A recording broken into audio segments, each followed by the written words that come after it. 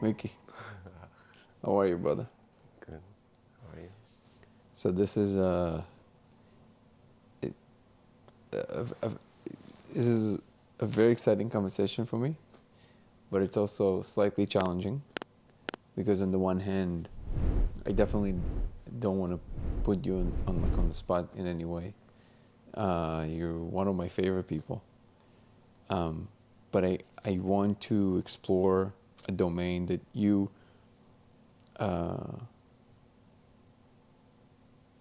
There's a lot that you seem to be saying about the world that is that not can't always be expressed in words, and maybe the full scope of it can't be expressed with words.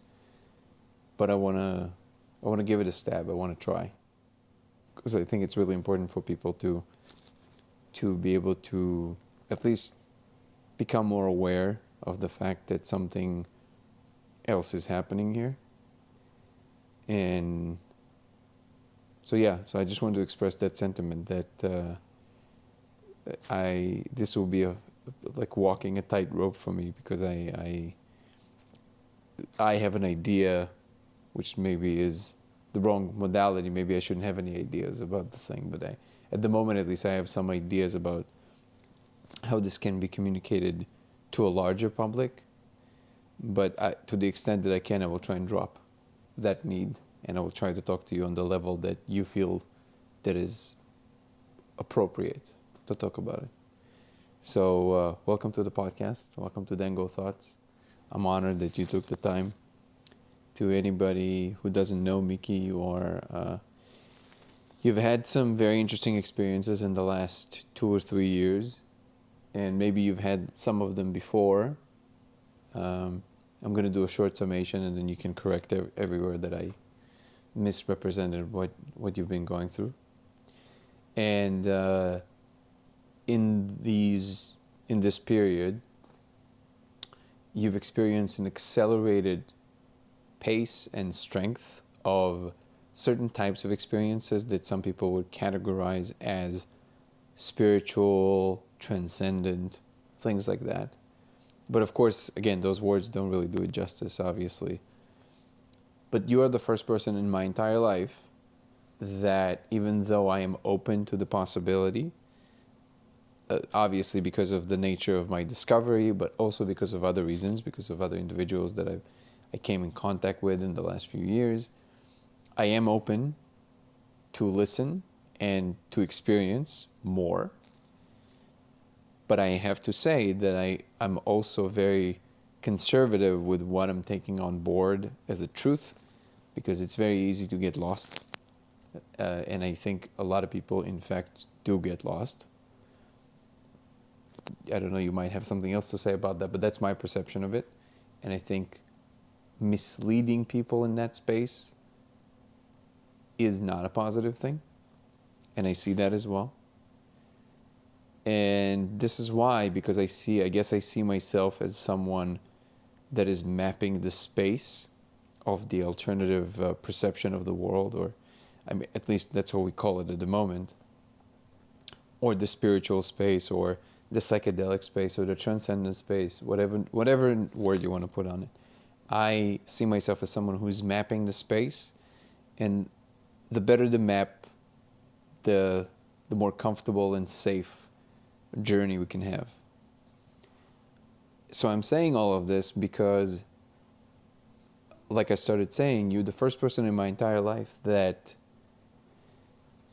something happened with you a few things happened with you, but one that was very big, where it was proven to me without a shadow of a doubt that there's a different function here.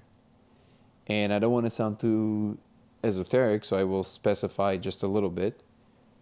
Essentially, one of the things that you've done, among many at this point, is that you told me that you got into, among other things, you got into something called theta healing, in which people learn how to drop into theta. And from that space of mostly theta brainwave, they have access to extra information, that is the claim, in which they can see maybe beyond, they can help heal people. They see the possibilities that most of us in the day-to-day three-dimensional space don't tend to see, or maybe we see it differently. And obviously you will give me the full spiel, but I'm just giving you the kind of my perception of everything. And through that tool, or maybe an expanded tool that you've created, you did something in my presence that I felt in my body. Now, I am fully aware that if I would just be sitting at home or in the car and listening to what I'm saying right now, it would not necessarily move me too much. A lot of people say, I felt this energy, I felt that energy. So I have a lot of sympathy for the fact that it's difficult to communicate the profundity and the true impact of this just through words.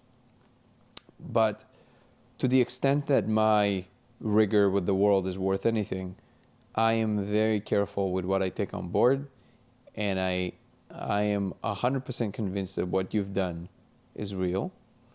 I felt it very strongly in the body. It was a feeling of warm vibration in the body. But more than that, it felt like, if you want to use a more spiritual language, it kind of felt like a hug from God. If you want to use a more clinical language, it felt like somebody injected me with a lot of MDMA. But whatever language we're using, the truth of the matter was that I felt very strong sensation in my body, and it was on cue. You did something, and just like that, it's like somebody turned on a switch. My whole body was vibrating. And it wasn't a little bit, it was a lot. And I also know that usually you would probably say that, that doesn't even matter. What matters is like all the stuff beyond it. But I think it does matter. I think at least in this stage in history, when people are just slowly opening up, this kind of stuff can really help open people up. So this is obviously very incomplete, but that's the best introduction I can give at the moment of why we're talking, aside from me really loving you and enjoying you as a friend. But I want you to share a little bit with the world. What is it that you're experiencing, and how you came to that, and why should we all aspire to get deeper, be more open about this, and incorporate more of this into our lives? Thank you. Thanks for the introduction, I think. I could never hear better words from anybody else than you. You're my light brother, and all the magic happens through you, with you. And I'm not the only side on the magic. In fact, I'm only aware of these things happening around and in my awareness. But I totally know that it's happening through me, with me. I'm not the one that's doing it. It's happened to at least both of us and the universe, the all, whatever you want to call it. About Theta healing, I did it for myself. I wanted to heal myself. I wanted to understand why I cannot have peace within myself and harmony within myself in this life. And it's bothered me to the point that in one of the mushrooms journeys, I have a voice that I discovered. And step by step, this voice, they guided me to Theta healing. To people that the voice sent me to get direction. I got to this teacher that the vibrational alignment was so complete that I barely remember myself studying the Theta healing. It just was downloaded to me, and I even never opened the book or paperwork that she sent me.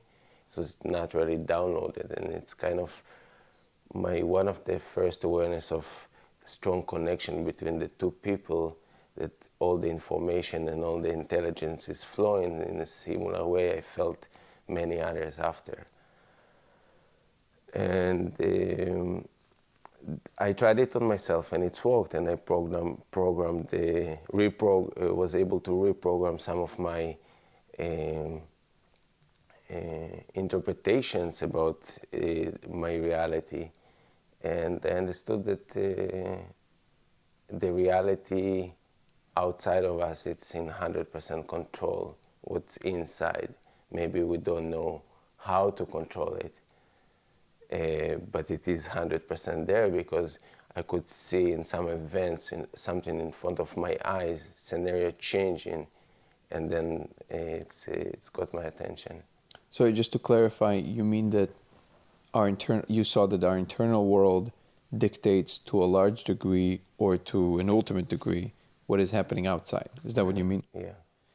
So if you can speak for a moment with some empathy towards people that, let's say, have never had those experiences, and I'm sure you can understand them. If you've never experienced it, it's kind of hard to believe that all the lights will be green because you feel good about yourself or something like that. You know, it's that, I guess what would you say to a person who says, well, come on, like, we know there's a three-dimensional space, we have our internal space, somehow the brain manifests this thing we call mind.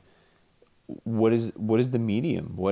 How is it that our minds and our state of mind changes things externally?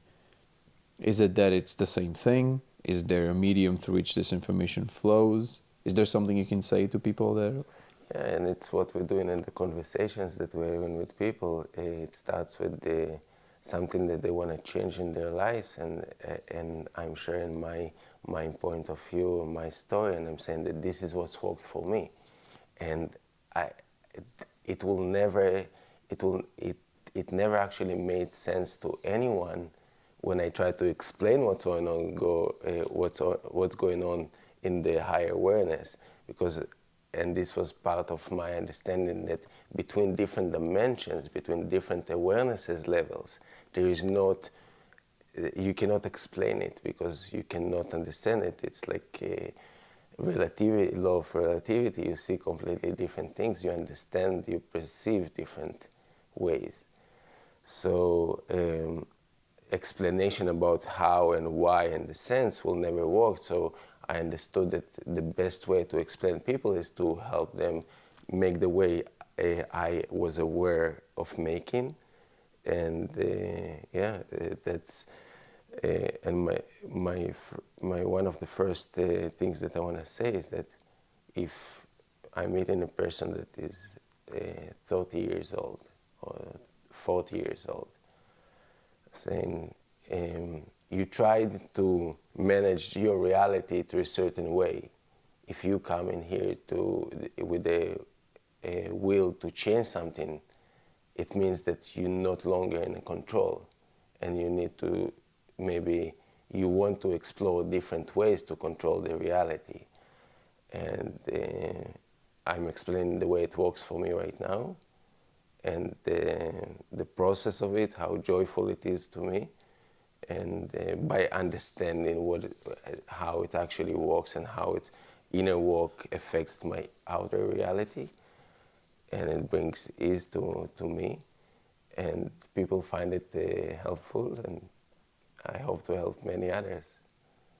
So your answer would be, try it, see if it works. Yeah. And that is something that, to me, this is a point of contact you and I always have. Maybe less now because I'm starting to understand that it's not about that for you. So I'm not so much pushing in that direction anymore. But we used to have this conversation a lot, in which I would tell you, okay, I accept it because I see that it works, and I see more and more how what kind of things you can do that would actually transform portions of your life very radically, pretty quickly. And your answer to that is, okay, so what else do you want? That's all you need, right? And my pushback point is always, well, no, because even though you're saying that maybe there's no translatable logic between the realms or between the height of the spaces, my contention is always there must be. You can say maybe we don't understand it, or maybe we can never understand it from where we're sitting at the moment, but I'm always saying, well, why not try?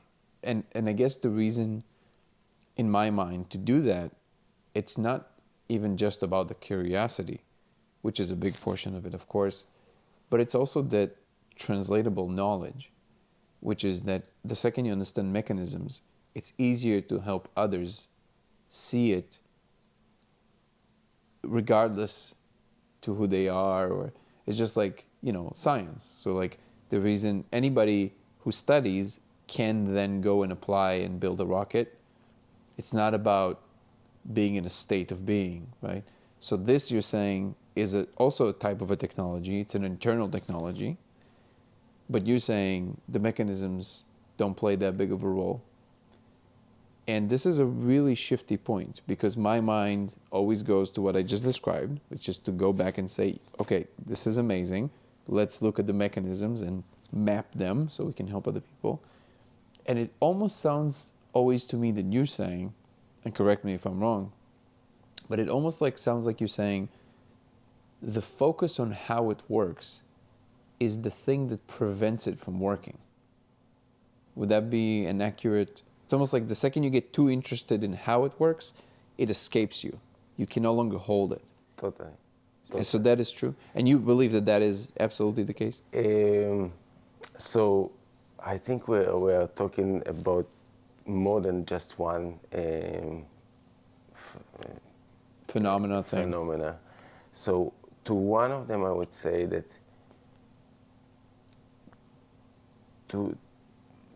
the way I see the reality is not about figuring out the reality, it's about understanding to navigate in it. Meaning, I don't know what is the solution, but I understand what will bring us to the solution.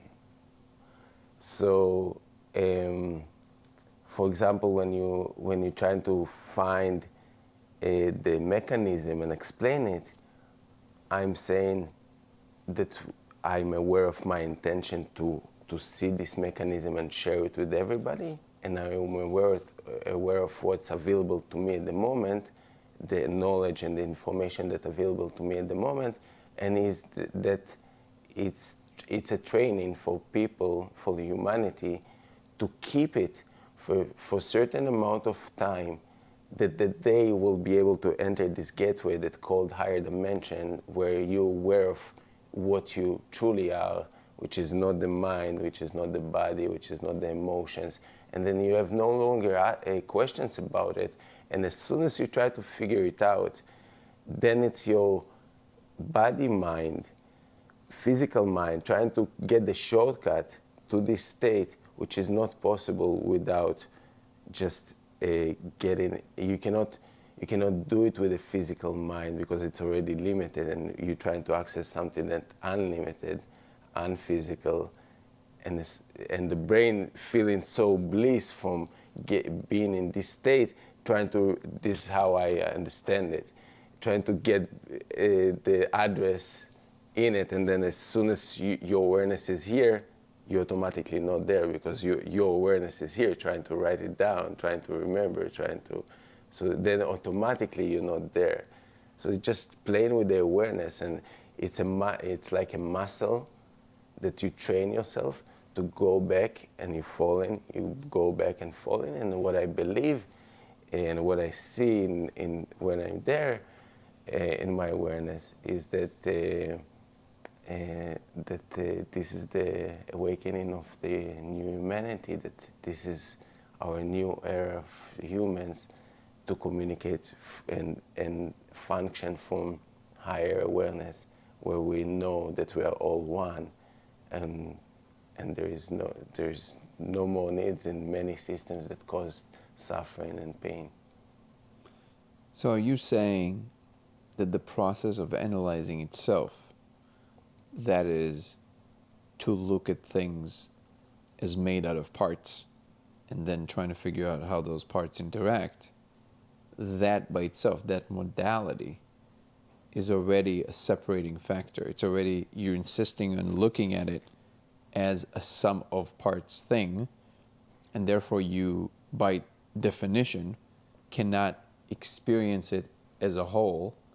And what is required in order to see the higher thing or to act out of the higher space is to embody more of the whole. Is that a... Yeah, that's very accurate, beautifully put. Okay. It's meaning that there is layers of awareness, and where your awareness is what you can be aware of. This is what you can master. If you cannot be aware of something, you cannot master it. So if we want to master this body, we need to be aware of it. It's including our thoughts, because our thoughts feed in the chemistry into our body, and our body reacts in a way. And what I lately understand and observing is that this body not reacts accordingly to what this one aware of, and sometimes that there is disconnect, that this don't understand why is it reacted this way, and it's happening more and more these days to humanity, because I believe the separation from what they are not is stronger. The vibration is stronger, and forces people to separate from what they are not. It's the pain, you mean? Yes, the discomfort.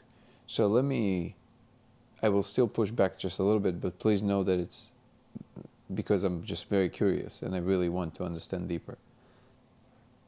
So we're in 100% agreement that unless you're aware of something, you cannot influence it. But this is where I have a slight, I guess, query, because that's not entirely true, because there's a lot of things you're not aware of, even in your body, that nevertheless function. Like you're not aware of what your liver is doing, you know. And yes, I know there's, you know, a lot of spiritual people will come in and say, no, there's a portion of you that is aware. Okay, but what we feel ourselves to be most of the time, for most people, most of us are not aware of that, and it still works. And also we can, for example, not be aware that we are saying words in a room in which, let's say, hurt somebody, but we're not aware of it, but that's an influence that we're exerting on somebody else. And I think the part in which it becomes a thing that, like, this is what I'm trying to always get at, is like, why, for example, the image of there's this higher whole that we're all part of, but there are layers of function, like the one we have here, that also play a major role. They're also important.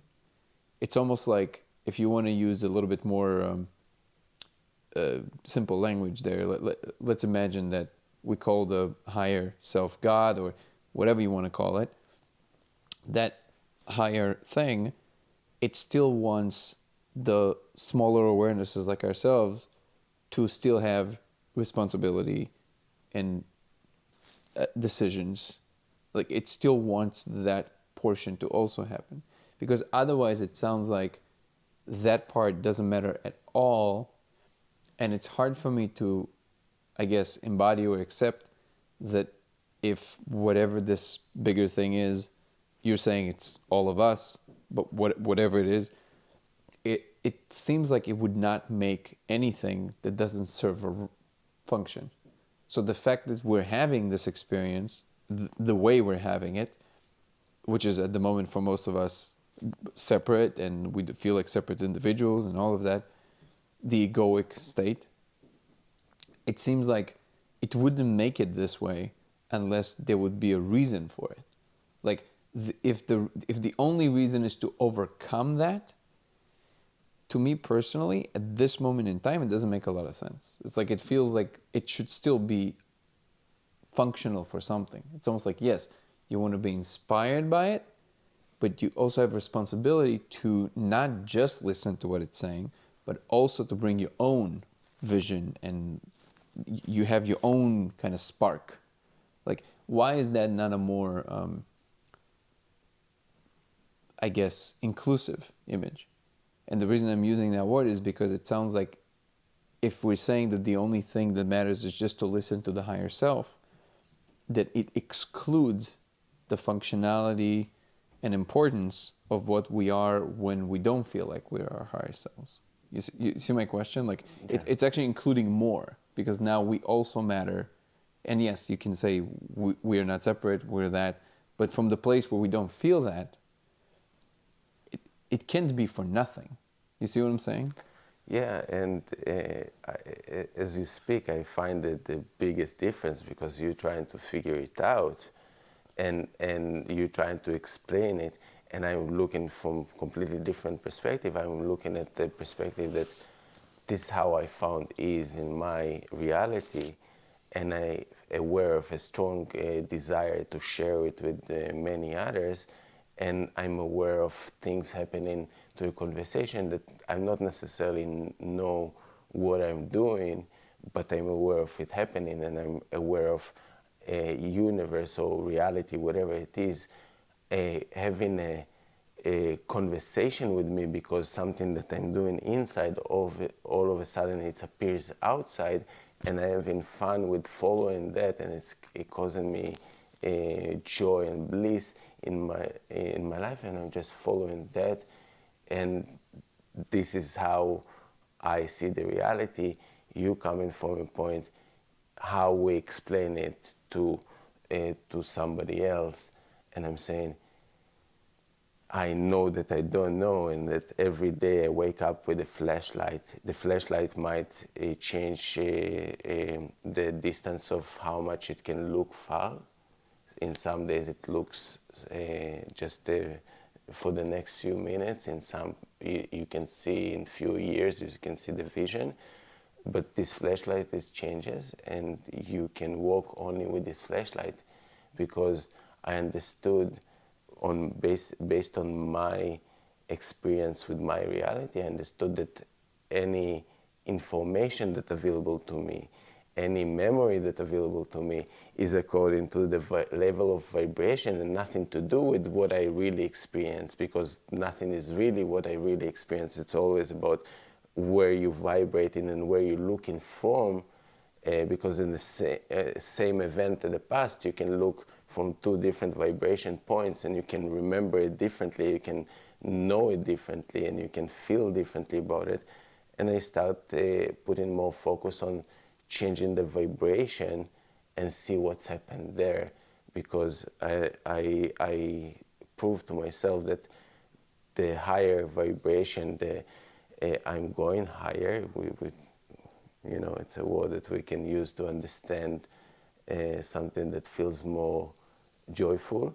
But the more joyful the vibration is, the better the thoughts, the better is my actions, the better I can express myself, the better More clarity, everything flows more. So instead of playing the game of understanding how it works, and I focus on, okay, let's change the game of feeling good.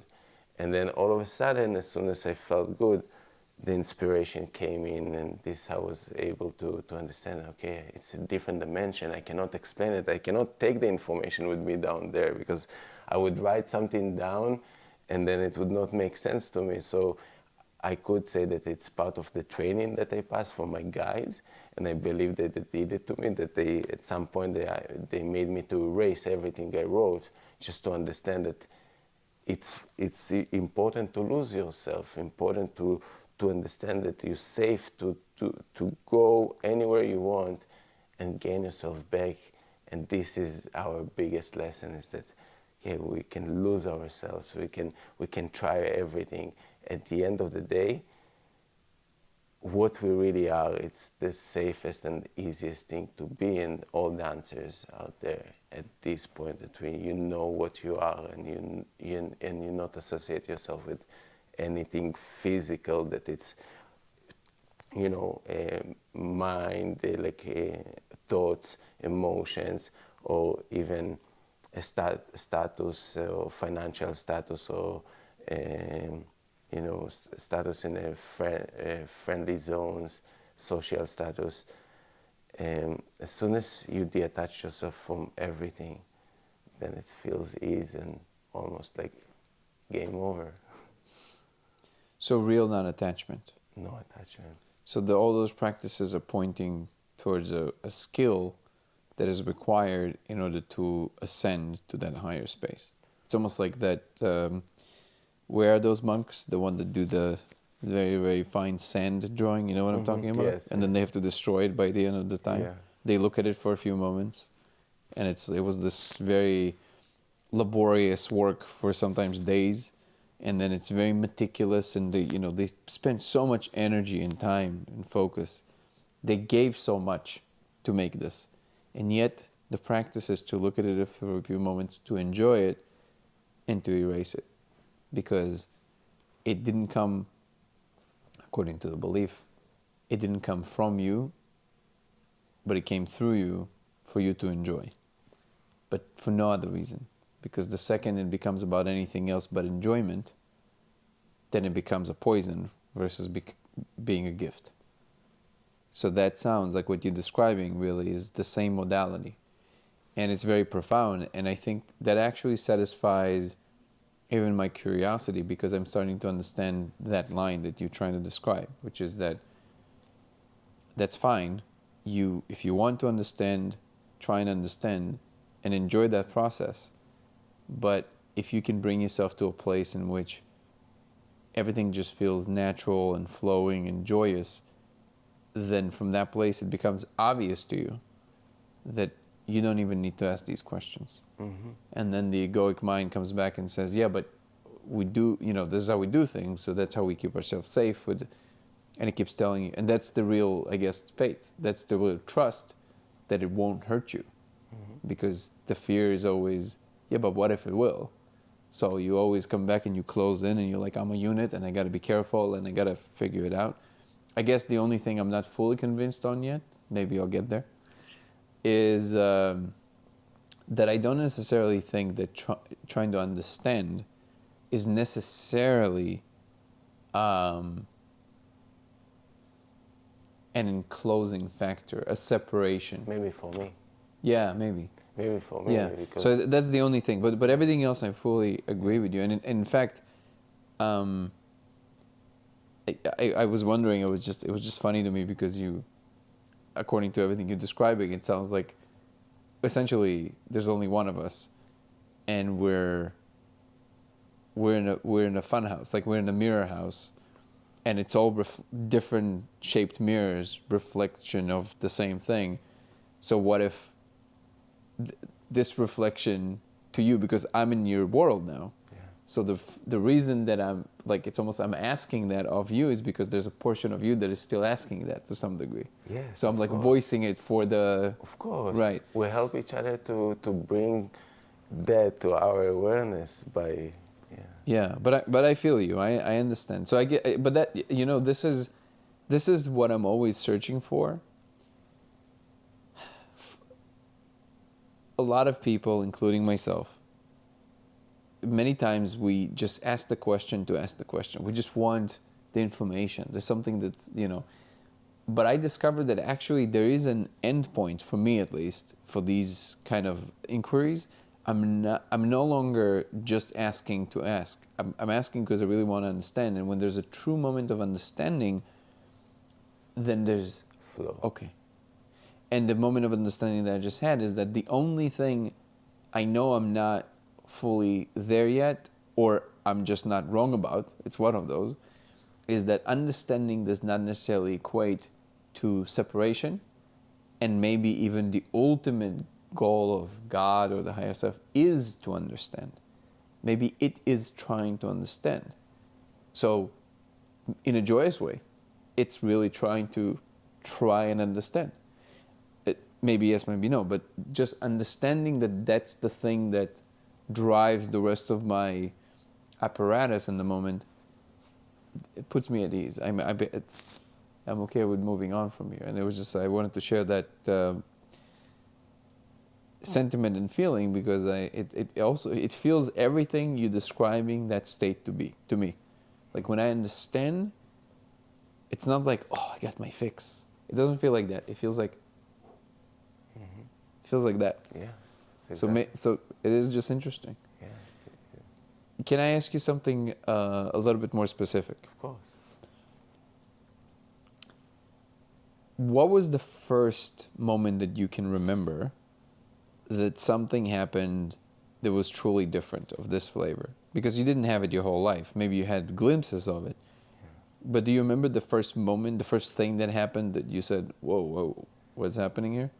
I believe it's the mushrooms experience where I just had a voice talking to me, inner voice that. That felt like it wasn't you. No, it felt like it's got its own intelligence, and I still believe that it's not revealed itself 100% completely to me yet. Still a learning progress. Like The thing that was talking? yes. What do you think? Who do you think this is? It's all me, us, talking from different. But there are many different layers. So I do think it's alien extraterrestrials that trying to get in contact, because I do see in the future myself living in a contact with them. So Terence McKenna was talking about it a lot, how mushrooms in particular rave. He used to talk about it, how he says they don't say a word here and there. Yeah. They rave endlessly, like they chatter like endlessly. And he thought it was just that the mushrooms themselves are talking, and they have some kind of an intelligence. I guess to me that makes a little bit more sense that they open a channel through which communication can come through. And I don't know if you know this, but mushroom spores, so the things that mushroom grow out of, they can actually survive the cold of space. This has been tested. And they can survive incredible impact. So they tested it by shooting it from this crazy gun, and they survived the impact. So what it implies is possible that if you would be a very advanced alien civilization, you would spread these seeds, these things throughout the universe, instead of trying to figure out where there's life in the universe. What you do is you send a bunch of those spores throughout the universe, and at some point, somewhere, eventually, it will hit a bunch of areas where planets are formed. They would land on that planet, so they will survive the cold of space. They would survive the impact of coming into the atmosphere and everything else. And then they would start populating that planet. And when the creatures on that planet, if there are creatures on that planet that are advanced enough to digest this thing, it will open their minds to this channel. And then they will start discovering that they're not alone. Wow. So basically, it's almost literally like, what would be a good analogy for this? It's literally like a walkie-talkie. Yeah, like the string. But they just send it, and then whoever can like if a monkey finds a walkie-talkie, maybe they'll be able to like operate it, but they won't understand anything that's happening, right? So we're the monkey starting to understand how to work the walkie-talkie. But they just sent a bunch of them like everywhere. That's beautiful. Yeah. So I just always wonder who they are. It's not like I'm looking for a completion or a closure here, but it's just fun to talk about sometimes. Do you think that, so you obviously believe that before everything closes into this one whole self, there's still a lot more in the middle, and there's a lot of others who maybe are also us at the end, but before the end they are other, like they're actually like extraterrestrials. They live either in different planet systems or in different dimensions or in the higher space, right? Would that be like an accurate way of how you see it, or you don't think about it in these terms at all? So I'm more into understanding that we are creating realities and everything happens simultaneously. Simultaneously is good. Yeah. So everything happened at the same time. So and I know it. I know that many people are talking about it. That if you can think of it, it's actually you can make it. I know that this is how it is, and to me, I'm actually aware of this field that we're talking about, imagination, being completely real, more real than this reality, because the changes that I see there happening here in a powerful way, that a mysterious way that you cannot explain, and or you can explain, but only I will try. afterwards. Yeah. Wait, so would it be fair to call that space the mind space? The mind, the body mind. Mind. Like the thing that you're experiencing as a mind, as an internal world. No, I wouldn't call it a mind. I would call it to me the best words. It's it's our energy field, kind of. It's higher dimension of our existence, of our awareness. It's where we exist. And it just we're shaping ourselves through this reality. We're shaping ourselves no matter what, but this particular reality, the way I walked with it right now, is this reality helped me understand what am I want for myself, and as soon as you see that as a goal of you going through the day, and not how can you change it, then you're able to access the higher dimension and see everything there. I see. So I guess for me, this is where I keep having the same point of contact, but now when I'm coming back to it, I understand more about the modality that you're describing. So it's a little easier for me to not fully get swept away by the need to ask the question about it. The only thing I will add is that if I'm inspecting in myself, truthfully, as far as I can see, for me personally, it's not about controlling it, or it's more about, at this point, it's more about how can you utilize this to help other people. Mm-hmm. Because there's only one you. And even if there's other people like you, you have so much energy in a day and so much time in a day. So I guess in order to export it to other people like knowledge, which it sounds like it's a little bit of a dirty word from your perception, but if you export it as knowledge, you don't need the middleman. You don't need the shining beacon like yourself to be in the presence of, to understand it. Because even though I know you told me many times that this is in all of us, and in fact this is part of who we are, okay, but I'm sure you're aware that most people are not aware of that. So in order for them to become aware of that, but without the need to be in the presence of individuals like yourself, you can see how this can be very helpful to have a piece of knowledge that can be, and you just know and understand it. I'm looking at it more from that perspective even. Mm-hmm. That it's just like that it will help humanity faster. Of course. That's why it's like a catch-22, right? Because it's like, on the one hand, you want to encapsulate it so you can export it. On the other hand, you're saying the more you try and do that, the more you're limiting it to something, and you can't really. Of course. So I will state that I know my spiritual mission is to help humanity through this transition time. And this is my biggest desire, and as soon as I recognize it, I understood that there is nothing else that I want to do more than share it with the humanity, because it's what brings joy to me and bliss. And without it, I'm kind of saying it's not life for me. So the intentions are there, but the way things work with contact, as we call it, because I'm only aware of the next step that's given to me, or I'm guided to, and I follow it completely. And right now, what I can be aware of is that strong desire to meet people and talk with them about it, and it's happened in a natural way.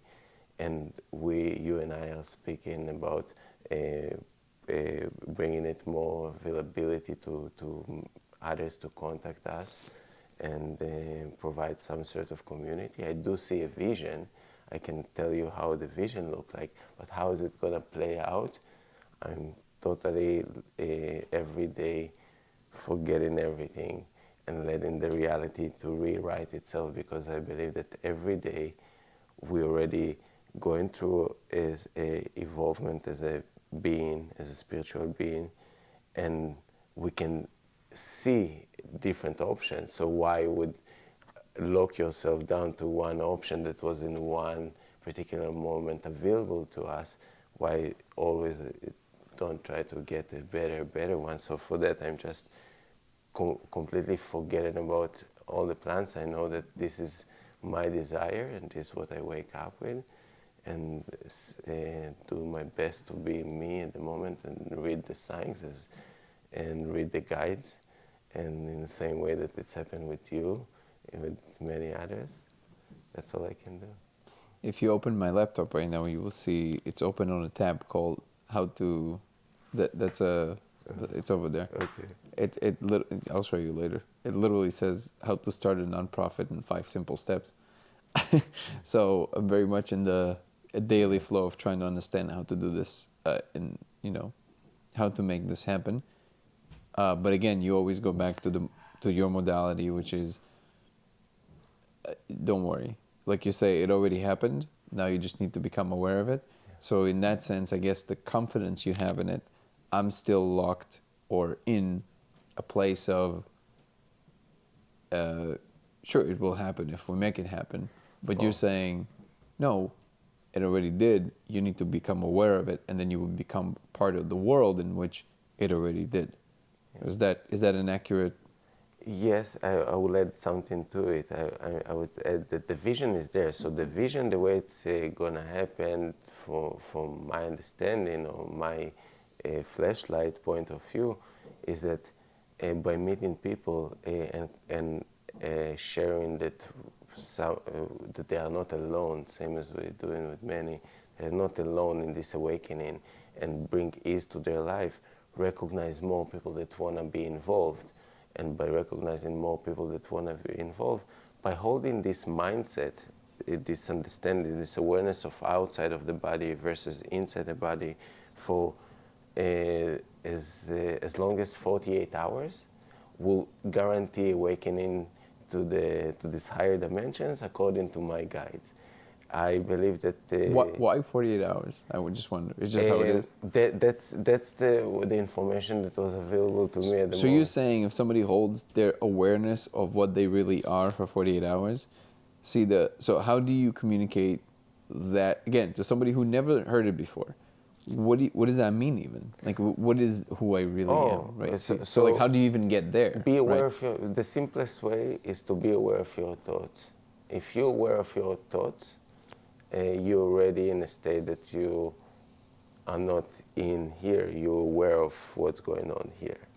That you're not your thoughts. Yeah, that you are not your thoughts. And then this is something that is worth reiterating for the audience, is that you always say, whatever you're aware of, you're not it. Yes. Because you cannot, the thing that it is cannot be aware of the thing that it's always the one back, right? It's like telescoping out. Exactly. Which is like, I see my anger, so I'm not angry. I see anger, so therefore I'm not anger. Experience. And then if I think maybe thinking about something simpler like my knee. Yeah. I see my knee, and we think of it's my knee. I'm not a knee, exactly. Right? We don't think of ourselves as a knee because I have a knee, right? Exactly.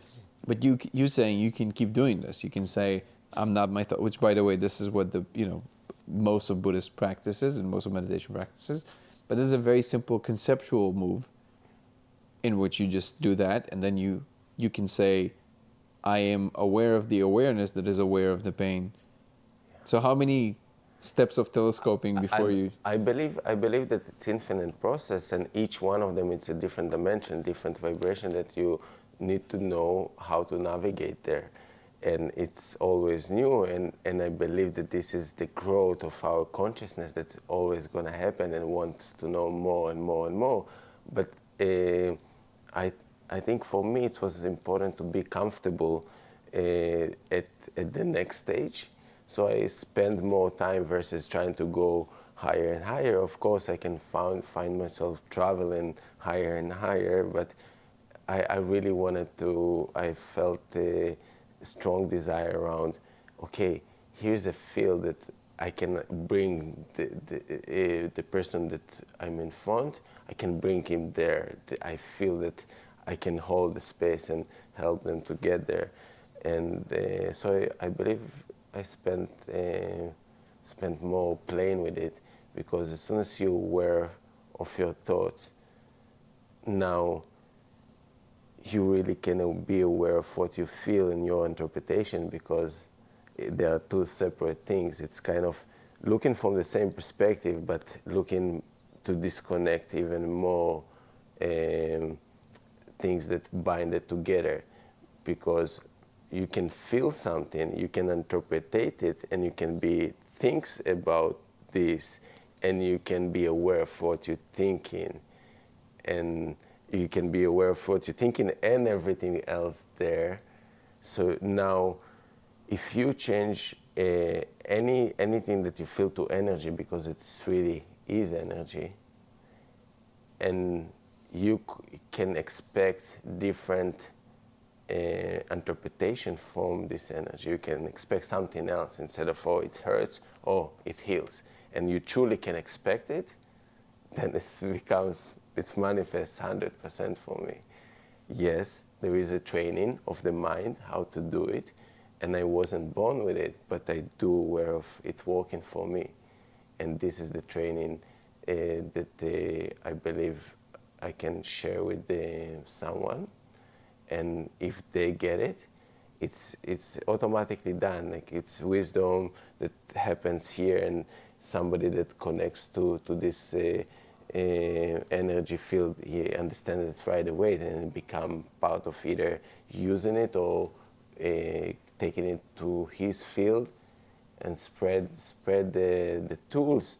But I don't want to make any drawings for anyone to set some reality, because I'm totally aware that we are in different realities, and we are different, we perceive different, and now we're learning how to work together, because so many years the humanity worked with convincing that what one see is what everybody should see, and now we're understanding that, okay, we're all different, but we're all one. Let's work together, and money and power is on the way. They no longer make sense when we are all one. You're saying money and power are on the way out. Yes. So that, yeah, it does sound like it's a little bit of a contradiction, but I know you will say it's only a contradiction from this limited space, which is that we're very different, but we're one. So we're different facets, different experiences of the same thing. How do you feel about the idea of the Buddhist version of what they call emptiness, which is a little, it might sound not very different, but it is, at the core, I would say it's very different than the idea of oneness. That in fact, so the Buddhists have this concept of emptiness, and the difference there is that, in fact, it's not that we're all one, is that at the core there's just emptiness, but not emptiness in the sense of the Western mind. There's just what is. So it's not even that we're me, there is no me. There is no one, there is no nothing. There's just what happens. And there's a phrase that is being repeated, if I'm not mistaken, it's in Dzogchen, or maybe in Buddhist Zen, but in one of those traditions, in which there's a repetition of a phrase. There's a repetition of a few things. Like, for example, you raise your arm and you lower it, and every time you make a function like this, you repeat, arm is being raised, arm is being lowered, and you keep doing this for hours. That's the meditation. And there's a phrase, central phrase that is being repeated constantly, which is, "There's no one here that all of this is happening to," and it's reiterated again and again. And eventually, there's something happens. It just clicks. That literally, there's no one here that all of this is happening to. How do you feel about that? Because it goes a little bit against the idea that we're all this one creator or oneness. It's different. It's that actually there's not even that. There's no one. Literally, there's no one. There's no one. There's just what's happening. How does that sit with you? I feel strong energy about it, and I feel almost when you speak about it, I can almost sense it, where taking me out, and then stillness. And I don't know. I don't know. I really don't. I think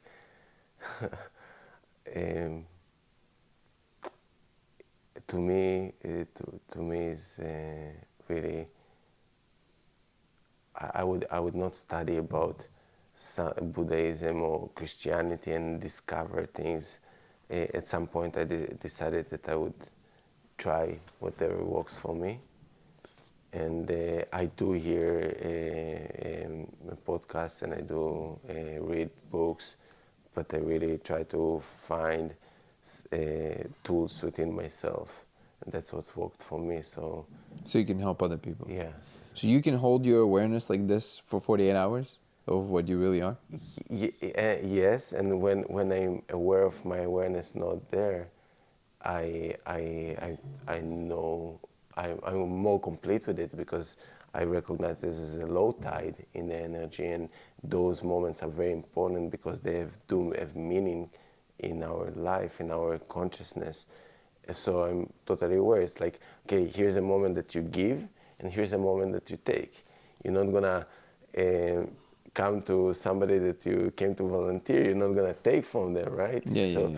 So I recognize those something higher than this physical body that arranging the tides for me, and I'm more easily recognizing them and riding them versus pushing against them, which I think it's a huge step to find relief within ourselves, because if we ask in the situation, we're always aware of the situation after it's happened, right? After it's already, so the milk spilled, what are you gonna do about it? You can try to be frustrated about it. Please do. How does it feel? Next time that the milk spilled again, you can say, okay, you know what? I will do something else. See how it feels. Till the moment you find the best feeling reaction towards the situation that aligned with you, and then you realize what you are. And say, oh my God, this is me who reacted. This is like more me, and it's always more of you and more of you. You always can be better and better and better, but then you learn in the system that it's always pushing you to see better and not be stuck on something that you saw before, even if it was great or if it was terrible. It's okay. It's there for you. Yeah. So something that just came to me when I was listening to. So the thing that came to my mind was, it will be interesting to see what you think and feel after you do a Vipassana retreat. I just registered today. Oh, I'm so happy. Here. I'm so happy. Yeah. I'm so happy, man.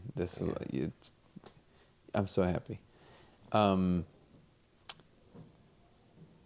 But the reason I thought that is because this idea of the emptiness really comes into view very quickly. And then I thought, but why does it matter? Because what you're saying is that you're just focusing on what works, and you define what works as the thing that helps you help the most people and yourself.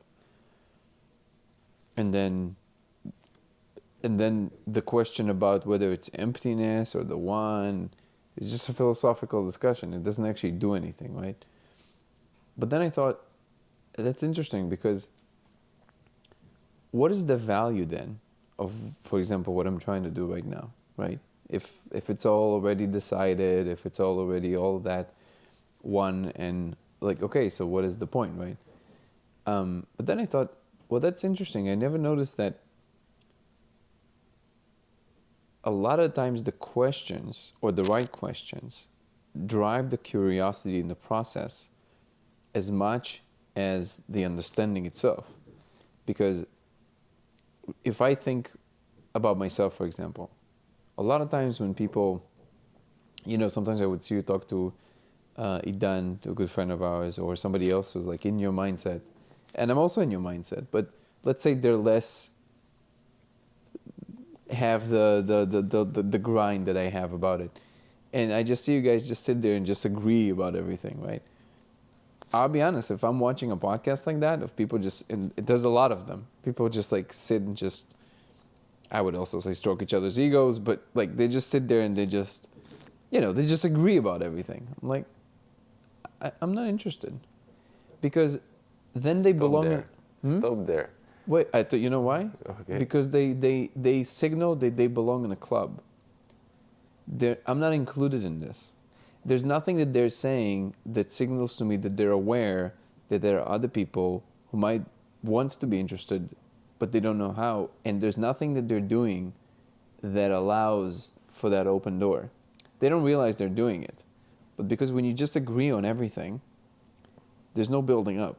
We just know. Great for you. But there are others that also want to understand. So that's when we all of a sudden made me realize that a lot of times the thing that draws the curiosity is the question. And if somebody shows that they have a similar question to what maybe somebody else have, then they're interested, and then they might listen. And they're like, oh, this is a bridge for me. You see what I'm saying? Why did you tell me to stop there? Because I wanted to ask you who actually experiencing these feelings. It's you. So if you experience these thoughts, it's something related to your interpretation of what you see. And if you see this group of people gathering together and agree on anything. No, agree on everything. Agree on everything, right? Yeah. They just smile like, yeah, totally, Yeah. this thing, yeah. Because, and this triggers something within you, because it's really, you cannot find this gateway that they found, or something that you believe that you are looking for, and you still, you're standing there and you asking them to help you, right? This is what you're looking for. No, it's a little bit more nuanced. I think that what I'm really trying to say, this is something that I shared with you. You remember that short video that I sent you of Charles Eisenstein? Yeah. And at the end he says, I wish more people would not know. Would know. That's all I mean. Yeah. There's something about too much certainty that can't be the thing. You know what I mean? Yeah. You can't possibly know that. And I think that what I love about what he said, in that short video, just so the audience is not lost, he talks about the new story, and he talks about the new, paradigm and everything. And I think I will actually literally create a link, because I love this little video, so it will be on the top. But he says, at the end of all this beautiful picture that he built, he says, and this is something, I think along the lines of, this is something we would like to see, and I believe will come to pass, will come to fruition. Then he pauses and he goes, but I don't know.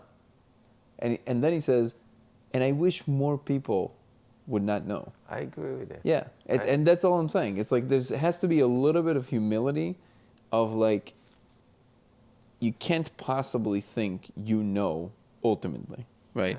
Yeah. As long as you offer that not you personally, Yeah. I'm talking about, because I was thinking, again, all this portion of the conversation comes because I was thinking, what is the value of this? Because I asked you this question about emptiness, right? And then I thought, okay, what if you do Vipassana? Because in Vipassana it becomes clear that there's actually, the aim is to discover there is no self, so there's actually no one, because there's not only your one, there's no one. And that's different than thinking that we're all one collective consciousness, because it's just the world. And by the way, I've had this experience before. I did have it a few times. It feels more like that, which is that things just happen and you're not in it. There's no you. There's just things that happen. I don't feel part of a collective consciousness. I feel that there's just the things that unfold, and in that place feels very perfect. It's like, yeah, it's exactly where it needs to be. Don't worry about it. It's all good. But it's not like somebody's sitting somewhere at the top or somebody's aware of even that. It's just the world. And awareness is somehow a part of the fabric of the world. And then I thought, so I already explained this, but this is why this is relevant to me, because I thought, what is the cash value of what I'm doing right now? Why am I asking you this? Is this just to have an interesting moment in the podcast? Or this is to drive some kind of a point that I think people can do something with? I would like to believe that it's the latter. Maybe I'm deluding myself. But I really think that it's that. And if there's anywhere that I have the confidence to maybe put my foot down is the wrong thing, but if there's anywhere that I really have the confidence of saying, to the degree that anyone can know anything, I know that. I know that there's a value there. I know it. That, and it's not just from me. That we don't know. To ask to not know, first of all, and also in the joy of asking fun and interesting questions versus just knowing, which, listen, I'm in awe of what you do, and I'm learning from you every day, and I'm grateful to know you and to share a portion of my life with you. But I do think, again, to the extent that I can be aware in myself, I do think that this needs to be more part of the paradigm shift and of the conversation, because a lot of people are not being included unnecessarily, because the people that already got to a certain level of awareness, they feel so good, or so good a lot of the time, or maybe they're deluding themselves. I don't know. But I know, to the extent that I can know, that it would be a better situation if with every single statement of confidence like that, there would also be this humility and caveat of like, but we're still learning, or something like that, Mm-hmm. and that would open the conversation to more people, I think. Of course, and if I can just put any picture on it, and we all developed in certain areas higher and certain lower, and we all developed in different ways, and so there is a group of people, or more people, that have had spiritual development now standing out, but in reality we're all different levels, and the fact that somebody didn't awaken to his spiritual powers or spiritual gifts, it doesn't mean that he's not bigger or is small, less valued than others. So the way I see it is that from this awakening point, we're actually going to change the karma, because we know that the way I treat somebody that in less awareness than me, it's a law, and this is what I see in my reality, that it's a law that he will be my master. He or next she. time. Yeah. He or she. Yeah, of course. We mean he or she. it. Yeah. So whoever I'm interacting with, it's once it's gonna be my time to service it, and one time it's gonna be my time to receive from it, and I need to learn to do both. And when it's time for me to share, it's my time to share, and it's in everywhere in the universe, like breathing in and out, yin and yang, like every male and female, subconscious and conscious. You see these dualities, this element everywhere. So for me, this karma breaks right now, because I understand that the value of the one that I'm sharing the information with is the same value as me.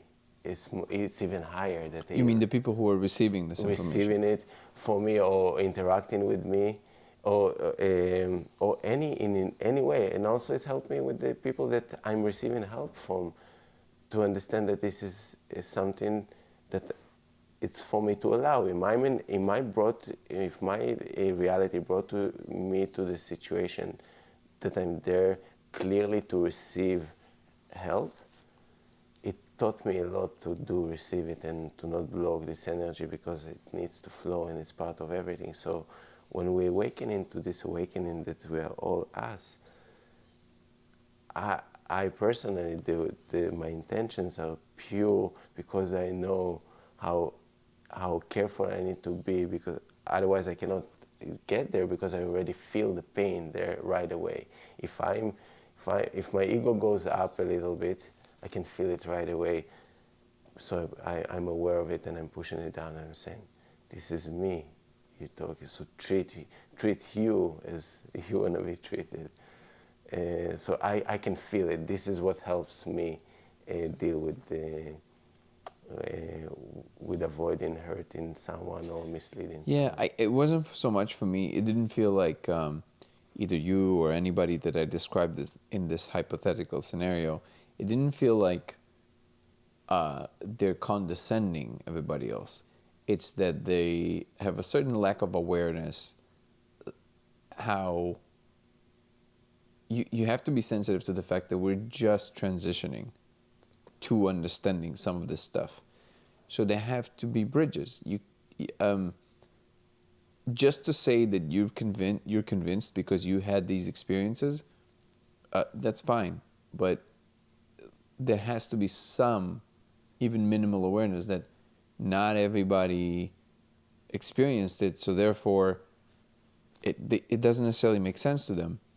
And it is true also, on the other hand, I must be honest here, that there's only so much you can pay attention to.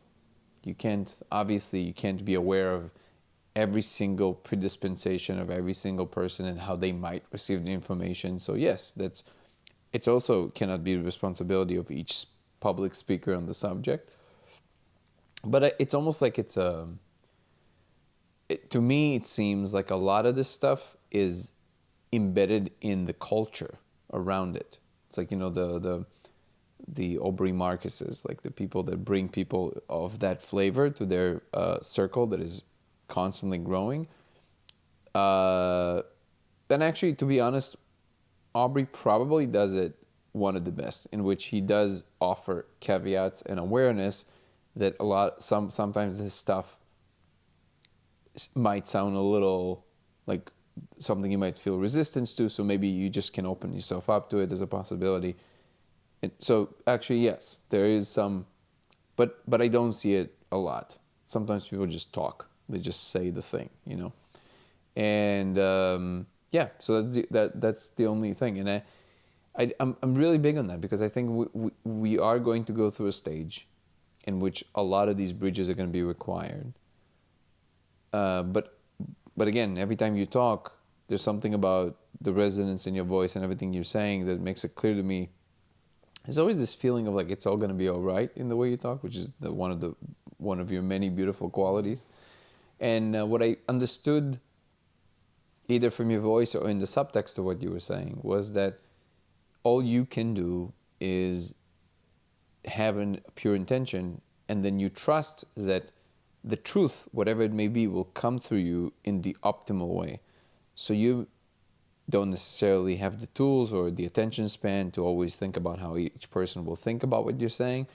But as long as you know that what you're saying is from a real place, and you're speaking out of that place, then you trust that the truth will embody itself through you in a way that will resonate, even with people that you think that might be even more close to it. Which, by the way, I have to say that was my experience around you, which is it does, when you talk and you do theta healing with people, I think that's that's your talent, that's your skill, that's your, probably fate, is to embody those words in a way that, not through logic, open people up, but through an understanding of what is actually happening here right now. And that, so that I couldn't put it in words, but it's exactly how I it's feel. and I thank you for that, because I've seen you help many people at this point, this way, and we're gonna do a lot more. And they helped me as well. It's always happened to both of us. Well, there's a lot of other points that I would like to stretch, but I think this is a good first taste of introducing the world to you, and I know for a fact we're gonna have a lot more of those conversations. We can do a series in different places in the world. Before we adjourn, can you tell us a little bit about the specifics of what we were planning to do and what your vision is, and how would you like this? I know you're saying you just trust the thing, but if you have to speak to your human self, like what is this thing? I want you to voice it. What is this thing that you would like to focus on now? So, from what the way I call this mindset training system, the way the guides explained it, or the way I understand the information, the guides. So the mindset training, it's something that it can happen very easily for me. And if someone is open to do any change in his life, then it's easy to help them to train the mind. So I think,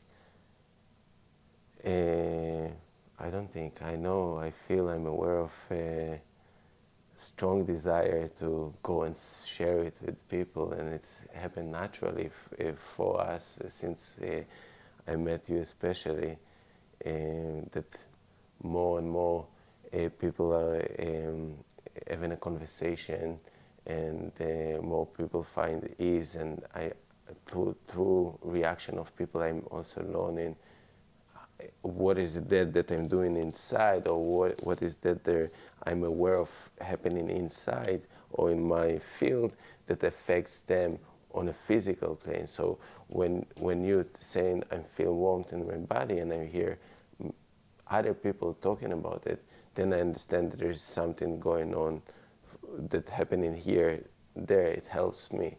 So I want to discover more and more of it. So that's the goal. And the other strong desire is to meet people like us that are awakening and feel alone. And when you meet someone like that, it's like true family comes together. Just close. It's okay. I came to deliver a message that food is ready. Oh, okay. We're adjourning. Okay. We're finishing.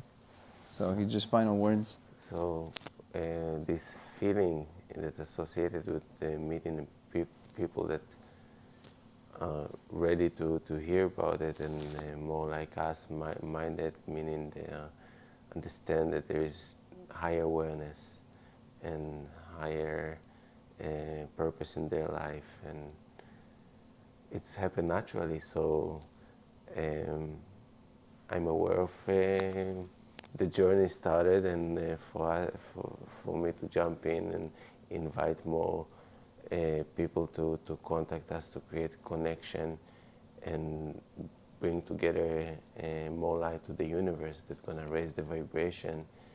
And with raising vibration, the clearer thoughts, the clearer the way we're going to be.